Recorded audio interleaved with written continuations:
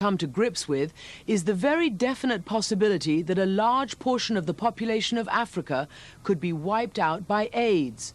But while that possibility has caught the attention of the world, another equally frightening disease, sleeping sickness, has virtually gone unnoticed, except by the American doctor you're about to meet. For the last 7 years, Dr. Mickey Richer, a pediatrician from Colorado, has been fighting a lonely battle in one of the most remote corners of Africa to try to stop a terrifying and painful disease from decimating this war-torn province of southern Sudan.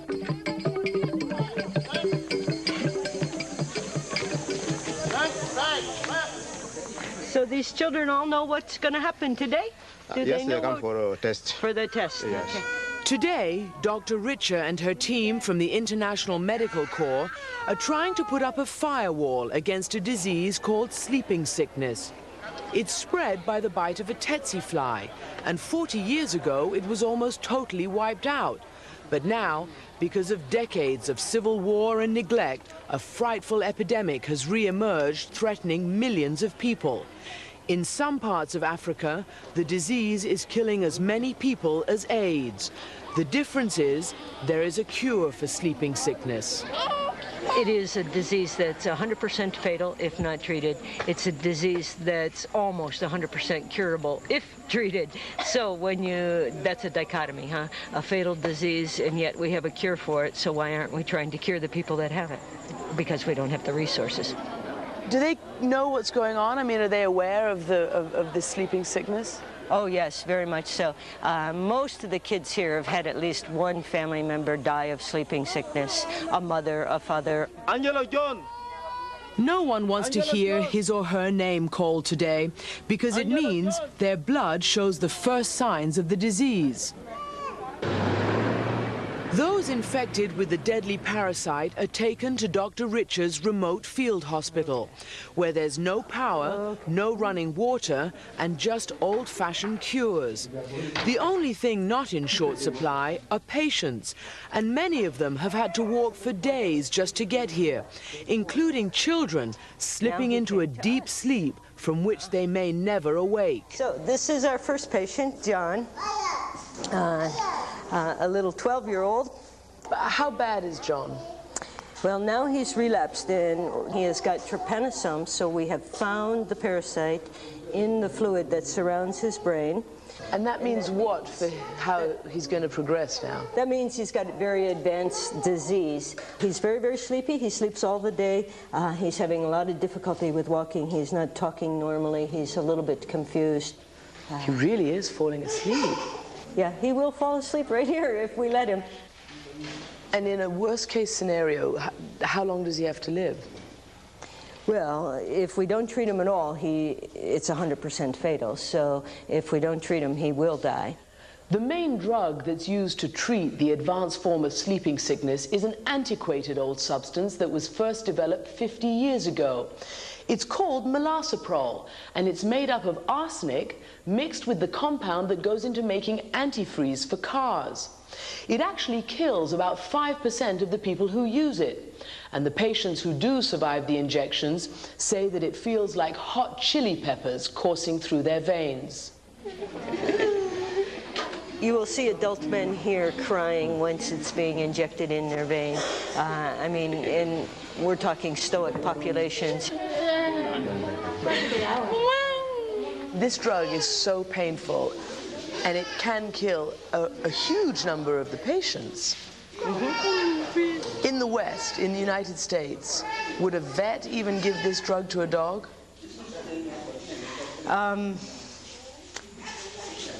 Probably not. There are better drugs to treat animals than there are humans. You're kidding. I'm not kidding. And yes, veterinarians have put the money into research, so the drugs that are used in animal trypanosomiasis are actually somewhat better than the ones that are used in human trypanosomiasis. That's the scientific name for sleeping sickness. I noticed that the doctors, they don't prepare a whole load of syringes. Why not? Right. The syringes we use here are plastic, and so the drug is so caustic, the preservative is so caustic, it causes the plastic of the syringe to melt.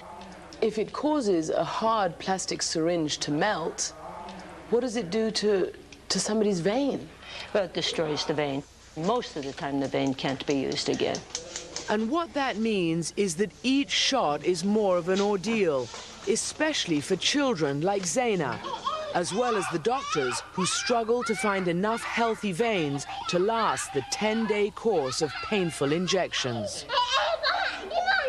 I know you're a pediatrician and you've dealt with children all your life and you've used to hearing kids scream on injections, but this is different. This isn't just a needle stick. This is like burning their bodies. Yeah. And just like you're saying, "Mommy, Mommy, why are you hurting me?" I mean, you know, that's kind of heart-wrenching. This milsaperidol is just so bad. How do you justify using it even? We use it because otherwise people would die. So even though you might die from the drug 5 to 10% of the time, you would die from this disease 100% of the time. So your chances, it's like Russian roulette. What do you want, huh?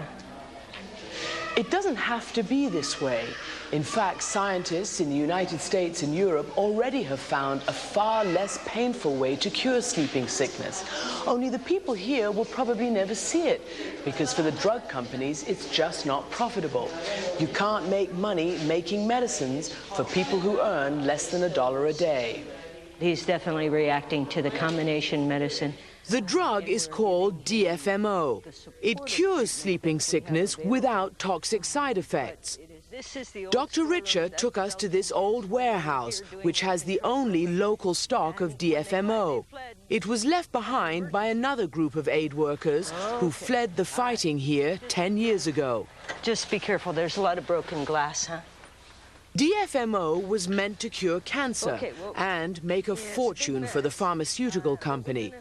But it failed as a cancer drug, and so even though it did cure sleeping sickness, production was stopped.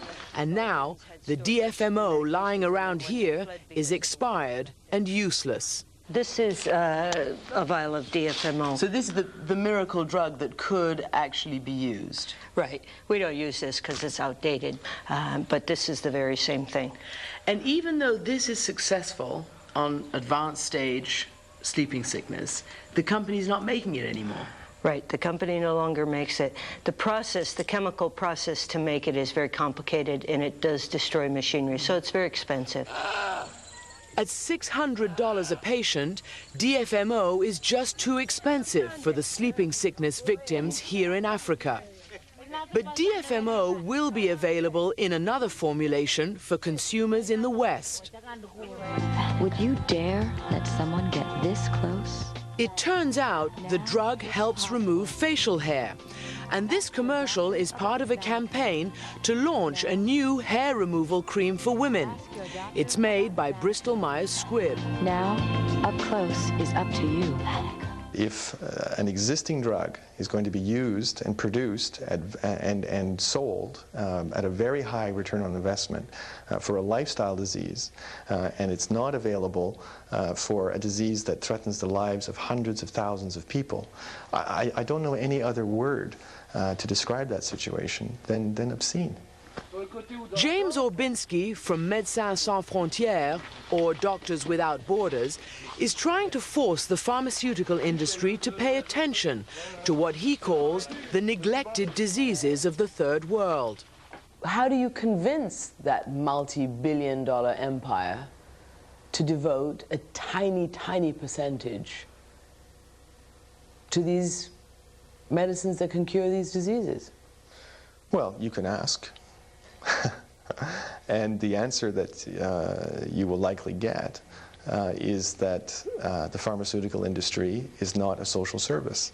The pharmaceutical industry is a business, and they will behave as any business does. It will seek to maximize its profit. Now, they certainly don't want to be seen as anti-humanitarian. And so we've seen, piecemeal sort of efforts like drug donation programs and price reductions and things of that sort. But in reality, what they actually achieve in the developing world is very, very little. Aventis, the company that originally developed DFMO, did give the formula to the World Health Organization before the stocks ran out. But it hasn't been easy to find a high-quality manufacturer who's willing to make the drug. Harvey Bale, a spokesman for pharmaceutical companies, defended the industry's efforts. I think we have a very serious problem today. The bulk of the pharmaceutical industry is in the so-called North part of the world, and the problems of disease, of infectious diseases, are in the South. And many of the people in the South simply do not have the means to buy these medicines. So where do they turn? They turn to the pharmaceutical industry and say, please, you solve the problem of access. Because we're a lot easier to attack than their own governments, which simply tend to shove them off and tell them to go away. But you're the ones who actually produce or could produce the life-saving drugs. We are the ones who do produce the life-saving drugs. But not for all these diseases and not in affordable quantities. And we recognize that, and I think the industry is working on that. But the problem is, again, the poor of the world, the third world, is looking to the pharmaceutical industry not only to discover and produce the new drugs, but to somehow give them away and say that the responsibility of governments should be forgotten and it should all rest on the pharmaceutical industry. Harvey Bale, who represents the pharmaceutical industry, basically says, hang on a second. We're not a charitable organization. Why do you expect us to donate our expertise or our drugs? Medicines are not CDs. Medicines are not, Gucci purses or whatever, Gucci watches. Medicines are life-saving entities. It's not for Africans to justify their existence. They're human beings. At the end of our stay with Dr. Richer, another young woman was carried into the hospital deep in a sleeping sickness coma.